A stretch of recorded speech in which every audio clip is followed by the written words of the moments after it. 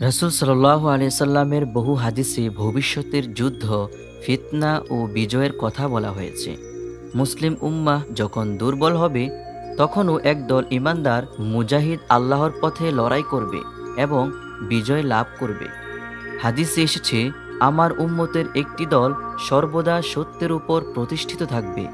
কেউ তাদের বিরুদ্ধাচরণ করলে বা সাহায্য না করলেও তারা অবিচল থাকবে। তারা কিয়ামতের আগ পর্যন্ত এই অবস্থায় থাকবে। সহিহ বুখারী ও মুসলিম। অনেক ইসলামী আলেম এই দলকে ফিলিস্তিনের মুজাহিদদের সঙ্গে তুলনা করেছেন, যারা আল্লাহর জন্য শহীদ হচ্ছে এবং ঈমানের পরীক্ষায় উত্তীর্ণ হচ্ছে। আরেকটি হাদিসে রসুল সাল্লাল্লাহু আলাইহি সাল্লাম বলেন, তোমরা ইহুদিদের সঙ্গে যুদ্ধ করবে। এমনকি গাছ ও পাথর বলবে, হে মুসলমান, একজন ইহুদি আমার পেছনে লুকিয়ে আছে, এসো তাকে হত্যা করো। সহিহ মুসলিম হাদিস 2922। এই হাদিস থেকে বোঝা যায়, ভবিষ্যতে এক বিশাল যুদ্ধ সংগঠিত হবে, যেখানে মুসলমানরা বিজয়ী হবে।